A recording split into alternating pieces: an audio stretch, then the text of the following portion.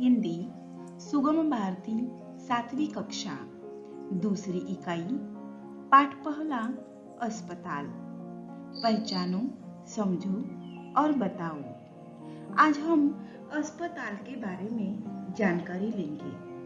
अस्पताल का चित्र देखकर उसके बारे में कुछ प्रश्न और उत्तर देखेंगे।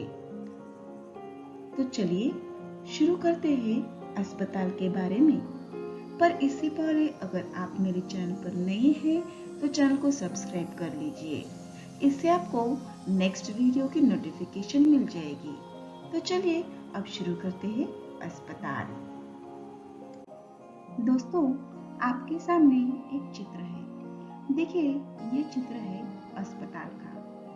पहले तो आप इसे पूरे ध्यान से देख लीजिए कि यहाँ पर आपको क्या क्या दिखाई दे रहा है। उसके बाद मैं आपको ये जो चित्र आप देख रहे हैं उसके ऊपर कुछ सवाल पूछूंगी, तो उसके आपको जवाब देने हैं। चलिए, मैं सोचती हूँ कि आपने ये पूरा चित्र ध्यान से देखा है। चलिए, तो अब मैं आपको कुछ सवाल पूछूंगी। अब पहले तो आपको यह बताना है कि यह किस स्थान का चित्र है। सही, यह चित्र अस्पताल का है। देखिए, चित्र देखते ही आपको ध्यान में आता है कि यह अस्पताल है। अब बताना है आपको, दवा लेकर कौन आ रहा है। देखिए, यहाँ पर दवाई किसके हाथ में है। सही पहचाना। ये देखिए, यह है कंपाउंडर और यह दवाई लेकर आ रहा है। अब आपको बताना है नर्स क्या कर रही है। पहले देखिए, यहाँ पर नर्स कहाँ पर है। ये देखिए, यहाँ पर है। और ये जो नर्स है और ये कौन है, मरीज। तो ये नर्स मरीज को व्हील चेयर पर ले जा रही है। ये देखिए, ये है व्हील चेयर। अब आपको बताना है कि चित्र में यह जो अस्पताल है, इस अस्पताल के कुछ विभाग है। तो ये विभाग कौन से है, आपको चित्र ध्यान से देखना होगा। हाँ, पहला विभाग है आईसीयू। ये देखिए, ये पहला विभाग है। उसके बाद यह दूसरा है वार्ड। फिर आता है प्रतीक्षालय। ये यहाँ पर है। ये यहाँ पर कुछ लोग वेटिंग पर है। और यहाँ पर जो है यह है रिसेप्शनिस्ट, यानी कि स्वागत कक्ष। हम पहले जब अस्पताल में जाते हैं तो यहाँ पर हमारा स्वागत किया जाता है, हमारा नाम लिख लिया जाता है। तो यह है स्वागत कक्ष। इसे रिसेप्शन ऐसे भी बोलते हैं। अब आपको बताना है कि इस अस्पताल में कुछ सूचनाएं दी गई है। तो वह कौन सी सूचनाएं हैं और कहाँ पर है। ध्यान से देखिए। ये देखिए, ये पहली सूचना ऊपर है, रोगी से अधिक बातें ना करें। हम अस्पताल में अधिक बातें नहीं कर सकते। ये देखिए, उसके बाद दूसरी सूचना यहाँ पर है, शांति बनाए रखें। ये दो सूचनाएं अस्पताल में है। उसके बाद इस अस्पताल में कौन सा घोष वाक्य दिया है। ध्यान से देखिए। ये देखिए, यहाँ पर है रक्तदान महादान। यह घोष वाक्य है। उसके बाद छोटा परिवार सुखी परिवार, यह भी घोष वाक्य है।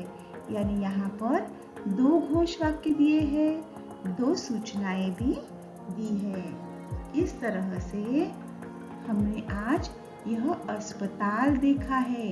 जब हम बीमार पड़ते हैं या फिर हमारे साथ कुछ बुरा होता है, यानी कि एक्सीडेंट वगैरह होता है, तो हम अस्पताल में जाते हैं। यहाँ पर हमारा नाम लिखवा लेते हैं। फिर हमारे ऊपर डॉक्टर ट्रीटमेंट करते हैं। ये देखिए, ये नर्स, कंपाउंडर, ये देखिए, यह है डॉक्टर। इस तरह से यह अस्पताल होता है।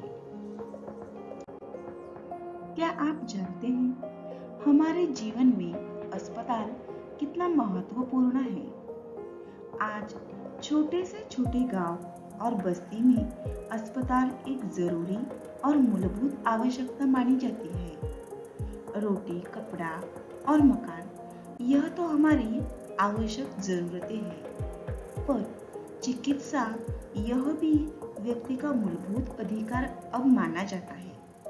इसलिए आधुनिक लोक कल्याणकारी राज्य का यह दायित्व है, वह नागरिकों के उत्तम स्वास्थ्य के लिए सार्वजनिक चिकित्सालयों की व्यवस्था करे।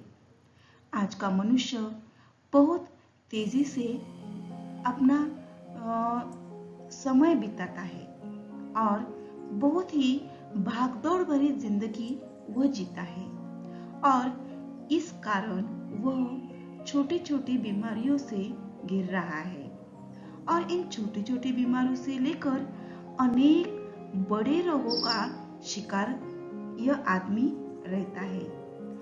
और इसका कारण है कि उसकी जीवनचर्या, हमारी जीवनचर्या बहुत ही अनिश्चित और असंयमित हो रही है। अनेक बार व्यक्ति इतने गंभीर रोग से ग्रस्त हो जाता है कि उसे तुरंत सहायता की आवश्यकता होती है। यदि उसे एक बार तुरंत इलाज मिल जाए तो वह बड़े अस्पताल तक पहुंचने में उसकी जान भी बच जा सकती है।